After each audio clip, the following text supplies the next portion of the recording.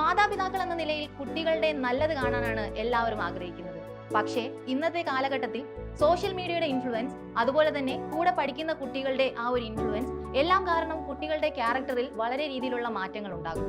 പക്ഷേ നമ്മളുടെ കുട്ടികളെ നല്ലതായി മാറ്റേണ്ടത് നമ്മളുടെ ഓരോരുത്തരുടെയും ഉത്തരവാദിത്തമാണ്. ഇന്ന് ഞാൻ ഈ വീഡിയോയിലൂടെ പറയാൻ പോകുന്നത് അവരുടെ ജീവിതത്തിൽ അവരൊരു മെച്ചപ്പെട്ട ഒരു നല്ലൊരു കുട്ടിയായി മാറാനുള്ള 5 പവർഫുൾ ആയിട്ടുള്ള 5 മെത്തേഡ്സ് ആണ് ഞാൻ ഇന്ന് ഈ വീഡിയോയിലൂടെ പറയുന്നത്. ഞാൻ വെറുതെ പറയുക മാത്രമല്ല, ആ ഒരു സിറ്റുവേഷനിലൂടെ കടന്നു പോകുന്ന ഓരോ രംഗങ്ങളിലൂടെയാണ് ഞാൻ ഇന്ന് ആ കാര്യങ്ങൾ എക്സ്പ്ലെയിൻ ചെയ്യാൻ പോകുന്നത്. Good morning. പേപ്പർ കൊണ്ടുവന്നിട്ടുണ്ട്. എന്താ എല്ലാവരും കാണിച്ചു വെച്ചിരിക്കുന്നത്? നിങ്ങൾക്ക് സ്റ്റഡി ലീവ് 10 ദിവസം ഉണ്ടായിരുന്നില്ലേ? എന്തായിരുന്നു അപ്പൊ എല്ലാവരും? സിർഷ 90 ഉള്ളൂ, 10 മാർക്ക് കുറവാണ്. എല്ലാം ഇവിടെ പഠിപ്പിച്ചല്ലേ വിടുന്നത്. പിടിക്ക്. പാരന്റ്സിന് സൈൻ നാളെ മേടിച്ചോണ്ട് വരണം. ശ്രീതു ഗുഡ്, എപ്പോഴുള്ളതുപോലെ 95, 5 മാർക്ക് കുറവാണ്. കാൽക്കുലേറ്റ് ചെയ്തേക്ക്, കാൽക്കുലേഷനിൽ എന്തെങ്കിലും മിസ്റ്റേക്ക് വന്നിട്ടുണ്ടോ എന്ന്. പാരന്റ്സിന്റെ സൈൻ നാളെ മേടിച്ചിട്ടുണ്ട്. അടിപൊളിയായിട്ട് ചെയ്തിട്ടുണ്ട്. Keep it up. എല്ലാവരും ഒരു ക്ലാപ്പ് കൊടുത്തേ അവർക്ക്. നൈസ്. ഒന്ന് കാൽക്കുലേറ്റ് ചെയ്തേക്ക്. ഓക്കെ. റോഹൻ, നീ എന്തിനാ സ്കൂളിൽ വരുന്നത്? 80 മാർക്ക്. സ്കൂളിൽ ആരും തന്നെ ഇത്രയും കുറഞ്ഞ മാർക്ക് മേടിച്ചിട്ടില്ല. ഈ സ്കൂളിന്റെ മാനം കളയാനാണ് നീ സ്കൂളിൽ വരുന്നത്. നാളെ തന്നെ പാരന്റ്സിന് സൈൻ മേടിച്ചുകൊണ്ട് വരണം. ഇങ്ങനെ ആണെങ്കിൽ ഇനി സ്കൂളിൽ നിന്ന് തന്നെ പുറത്താക്കുക. ഞങ്ങളുടെ ഒരു സ്റ്റാൻഡേർഡ് ഉണ്ട്, അത് കളഞ്ഞിട്ടൊന്നും ചെയ്യാൻ പറ്റില്ല. പോയിരുന്നേ. നാളെ എല്ലാവരും മസ്റ്റായിട്ട് പാരന്റ്സിന് സൈനും മേടിച്ചുകൊണ്ട് വരണം. റോഹന്റെ പാരന്റ്സിന് എന്നോടൊന്ന് വിളിക്കാൻ പറയണം. ഇങ്ങനെയാണെങ്കിൽ സ്കൂളിൽ നിന്ന് കണ്ടിന്യൂ ചെയ്യാൻ പറ്റില്ല. ഓക്കെ. ബെല്ലടിച്ചു.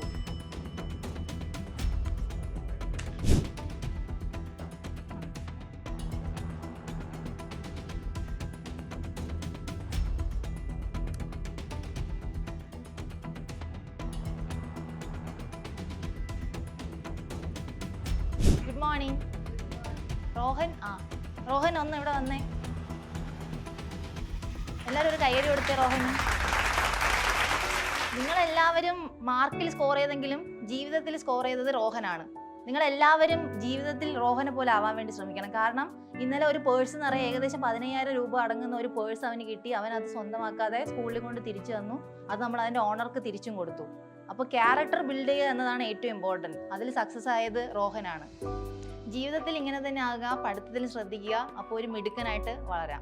വീഡിയോയിൽ കണ്ടില്ലേ, എല്ലാവരും മാർക്കിന്റെ പിന്നാലെ സഞ്ചരിക്കുകയാണ്. നല്ല സ്കോർ വാങ്ങണം, നല്ല കോളേജിൽ അഡ്മിഷൻ വാങ്ങണം, നല്ലൊരു ജോലി നേടണം എന്ന് മാത്രമാണ് എല്ലാവരുടെയും ചിന്തയും. എല്ലാ കുട്ടികളിലും കോമ്പറ്റീഷൻ മൈൻഡാണ്. ആ കുട്ടീനേക്കാളും ഞാൻ കൂടുതൽ സ്കോർ ചെയ്യണം, അല്ലെങ്കിൽ അവരെക്കാളും നല്ലൊരു ജോലി എനിക്ക് നേടണം. എല്ലാവരും ഈ ഒരു മാർക്കിന് പിന്നാലെ പോയിക്കൊണ്ടിരിക്കുകയാണ്.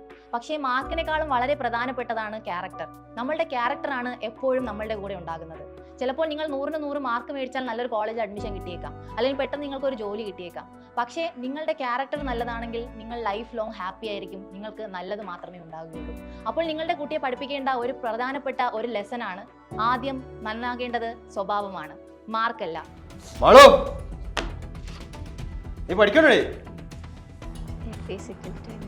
പരീക്ഷയ്ക്കെങ്ങാനും തോറ്റിട്ട് വന്ന കഴിഞ്ഞ പാരൻസ് മീറ്റിംഗ് നടന്നതെന്ന് ഞാൻ മറന്നിട്ടില്ല കേട്ടോ. മര്യാദയ്ക്ക് ഇരുന്ന് പഠിച്ചോ. ഇനി നാണം കെടുത്തിയ ഫോണും ഉണ്ടാവില്ല, നിന്റെ പഠിത്തം ഉണ്ടാവില്ല. നീ എന്നെ ബോധിപ്പിക്കുക പഠിപ്പിക്കണ്ട. നിനക്ക് വേണമെങ്കിൽ നീ പഠിച്ചാൽ മതി. F is equal to MA. F is equal to MA. 3 days later.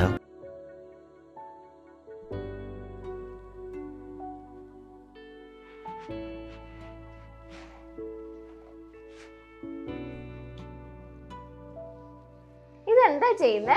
ഇതൊരു ആർട്ടിഫിഷ്യൽ പ്ലാന്റ് ആണ്. നമുക്ക് വളരെ പെട്ടെന്ന് തന്നെ ഇതിൽ നിന്ന് പൂക്കൾ ഉണ്ടാക്കാൻ സാധിക്കും. അതായത് നമുക്ക് വളരെ പെട്ടെന്ന് വീട്ടിനുള്ളിൽ ഒരു ഗാർഡൻ ഉണ്ടാക്കാൻ പറ്റും. ഇത് കുറച്ച് സയന്റിഫിക്കലി സാധനങ്ങൾ ആഡ് ചെയ്ത് നമ്മൾ ചെയ്യുന്ന ഒരു പ്രോസസ്സാണിത്. ഇതൊക്കെ എങ്ങനെയാ ചെയ്യുന്നേ? ഇതൊക്കെ പഠിച്ചാൽ നിനക്ക് മോക്കും ചെയ്യാവുന്നതേ ഉള്ളൂ. ഭയങ്കര സിമ്പിൾ ആയിട്ടുള്ള കാര്യങ്ങളാണ്. എന്റെ അച്ഛനും അമ്മയും എന്നെ എന്നും ഇരുത്തി പഠിപ്പിക്കാറുണ്ട്. മോളെ, ഞാൻ പഠിക്കുന്ന സമയത്ത് ഞാൻ എനിക്ക് വേണ്ടിയാണ് പഠിച്ചത്. അതുകൊണ്ടാണ് ഞാൻ ആഗ്രഹിച്ചതുപോലെ എനിക്ക് എൻ്റെ ജോലി ചെയ്യാൻ പറ്റുന്നത്. മോള് പാരൻസിന് വേണ്ടിയല്ല പഠിക്കേണ്ടത്, മോള് പഠിക്കേണ്ടത് മോക്ക് വേണ്ടിയാണ്. എന്നാൽ മോക്ക് എന്താണോ ആവേണ്ടത് അത് ആവാനും സാധിക്കും. ഇനി മുതൽ ഞാൻ എനിക്ക് വേണ്ടി പഠിക്കും. എല്ലാ പാരൻസും എപ്പോഴും പറഞ്ഞിട്ടുള്ള ഒരു കാര്യമായിരിക്കും, അല്ലെങ്കിൽ നമ്മളൊരു കുട്ടിയാണെങ്കിൽ നമ്മൾ എല്ലാവരും കേൾക്കുന്ന ഒരു കാര്യമായിരിക്കും, പഠിക്കുക പഠിക്കുക പഠിക്കുക, 24 മണിക്കൂറും പഠിക്കുക പഠിക്കുക എന്ന് പറയുന്നത്. പക്ഷേ ആ കുട്ടിയുടെ ആഗ്രഹം അനുസരിച്ച് ചിലപ്പോൾ ഒരു കുട്ടിക്ക് പഠിക്കാൻ കഴിവുണ്ടാവില്ല, ആ കുട്ടിക്ക് ചിലപ്പോൾ ആഗ്രഹം പെയിന്റ് ചെയ്യാനായിരിക്കും, അല്ലെങ്കിൽ സ്പോർട്സിനോടായിരിക്കും താല്പര്യം. കുട്ടിയുടെ ആഗ്രഹങ്ങൾ അനുസരിച്ച് സപ്പോർട്ട് ചെയ്യുക. കഴിവില്ലാത്ത ഒരാളിനെ കൊണ്ട് ഒരു കാര്യം ഫോഴ്സ് ചെയ്യിച്ച് ആ കുട്ടീനെ ഒരു കഴിവുകെട്ട ആളായി മാറ്റരുത്. കാരണം മീനിനെ കൊണ്ട് ഒരിക്കലും പറക്കാൻ സാധിക്കില്ല, പക്ഷിയെ കൊണ്ട് ഒരിക്കലും നീന്താനും സാധിക്കില്ല. അപ്പോൾ ഓരോരുത്തരുടെ കഴിവനുസരിച്ച് അവരെ സപ്പോർട്ട് ചെയ്യുക. നിങ്ങളുടെ കുട്ടിയുടെ കഴിവ് എന്താണോ ആ കഴിവിനെ പ്രോത്സാഹിപ്പിക്കുക. അല്ലാതെ അപ്പുറത്തെ വീട്ടിലെ കുട്ടിക്ക് ഇത് ചെയ്യാൻ സാധിക്കും അതുകൊണ്ട് നീയും ചെയ്യണം പറഞ്ഞ് നിങ്ങളുടെ കുട്ടിയുടെ കഴിവിനെ മറച്ചു വെക്കുകയും ആവശ്യമില്ലാത്ത കാര്യങ്ങൾ ചെയ്യാൻ അവരെ നിർബന്ധിക്കുകയും ചെയ്യുന്നത് വളരെ തെറ്റായ കാര്യമാണ്. ചെക്കൻ നന്നായി കളിക്കുന്നുണ്ടല്ലോ, നീ എന്താ പ്രാക്ടീസിന് ഇറങ്ങുന്നില്ലേ? ഞാൻ ഇതിനാണ് പ്രാക്ടീസ്, നാളെ ഞാനല്ലേ ജയിക്കാം. അതെയാ, എന്നാ ശരി, ഞാൻ പ്രാക്ടീസ് പോട്ടെ. 3 days later.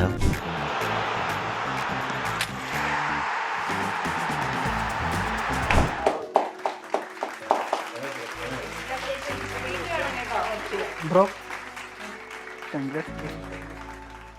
നമ്മളെല്ലാവർക്കും കഴിവുണ്ടാവാം, പക്ഷേ ഓവർ കോൺഫിഡൻസ് ഒരിക്കലും പാടില്ല.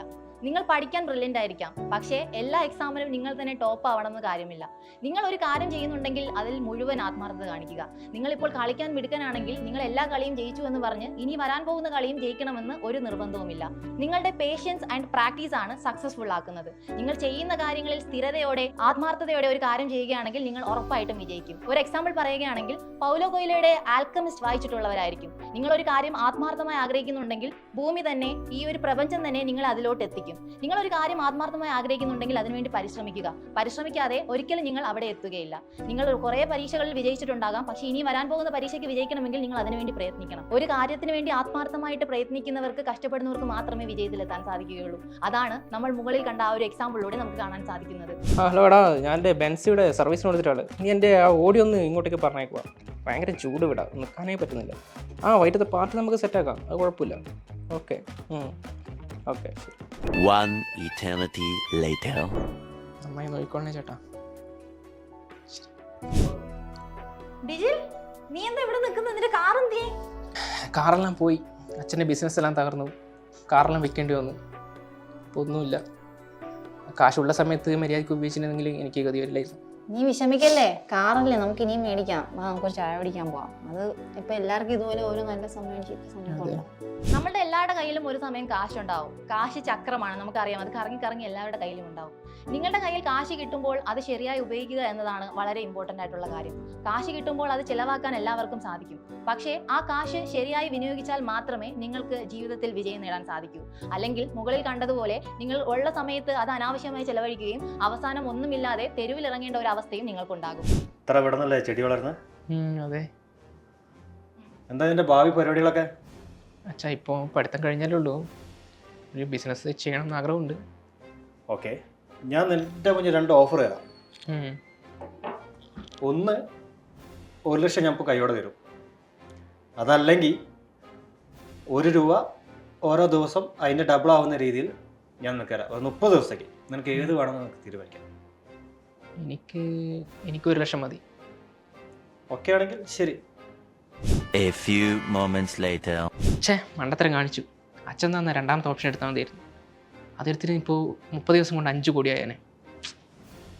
എല്ലാവർക്കും ജീവിതത്തിൽ ഓരോ അവസരങ്ങൾ ഉണ്ടാകും കാശുണ്ടാക്കാൻ. ആ സമയത്ത് കറക്റ്റായി ചൂസ് ചെയ്യുക എന്നതാണ് വളരെ ഇമ്പോർട്ടൻറ്റ്. ബുദ്ധിപൂർവ്വം കാര്യങ്ങൾ തിരഞ്ഞെടുക്കുക എന്നതാണ് വളരെ പ്രധാനപ്പെട്ടത്. ഇവിടെ 2 അവസരങ്ങളാണ് ആ ഒരു അച്ഛൻ മകന് നൽകിയത്. മകൻ ആദ്യം കണ്ടപ്പോൾ ഒരു വലിയ എമൗണ്ട് ആണെന്ന് പറഞ്ഞ് അത് സ്വീകരിക്കുകയും രണ്ടാമത് കുറച്ച് കാലങ്ങൾക്ക് ശേഷം കിട്ടുന്ന ആ ഒരു വലിയൊരു സമ്മാനം വേണ്ടാന്ന് വെക്കുകയും ചെയ്തു. 2ാമത്തെ അവസരം ചൂസ് ചെയ്യുകയായിരുന്നെങ്കിൽ അവന് 5 കോടി രൂപ 30 ദിവസത്തിൽ കിട്ടേണ്ടത് 1 ലക്ഷം എന്ന് കേട്ടപ്പോൾ ആദ്യം തന്നെ അവൻ ആദ്യത്തേത് തിരഞ്ഞെടുക്കുകയും ചെയ്തു. ഇവിടെ നമ്മൾ ചിന്തിക്കേണ്ടത് ഏതൊരു സാഹചര്യത്തിലും ബുദ്ധിപൂർവ്വം ഡിസിഷൻ എടുക്കുക. ഡിസിഷൻ മേക്കിംഗ് എപ്പോഴും സമയത്തിനനുസരിച്ച് ലോങ് ടേം ആണെങ്കിലും വളരെ ചിന്തിച്ച് നല്ലൊരു റിട്ടേൺ കിട്ടുന്ന രീതിയിൽ ചിന്തിച്ച് ഡിസിഷൻ എടുക്കുക എന്നതാണ് വളരെ ഇമ്പോർട്ടൻറ്റ്. ഇവിടെ നമ്മൾ 5 പവർഫുൾ ആയിട്ടുള്ള ലെസൺ ആണ് സംസാരിച്ചത്.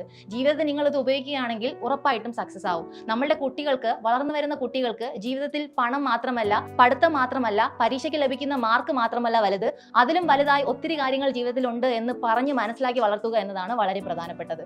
ഈ വീഡിയോ എല്ലാവർക്കും ഉപകാരമായി എന്ന് വിചാരിക്കുന്നു. നിങ്ങളുടെ കുട്ടികൾക്കും ഈ ഒരു മാതൃക പറഞ്ഞു കൊടുത്ത് എങ്ങനെയാണ് നല്ലൊരു കുട്ടിയായി വളർത്തേണ്ടതെന്നും പറഞ്ഞു കൊടുക്കുക. ഇതുപോലുള്ള ഇൻഫോർമേറ്റീവ് വീഡിയോകൾക്കായി ഇപ്പോൾ തന്നെ ഫ്രീഡം മലയാളം മണി ചാനൽ സബ്സ്ക്രൈബ് ചെയ്യൂ.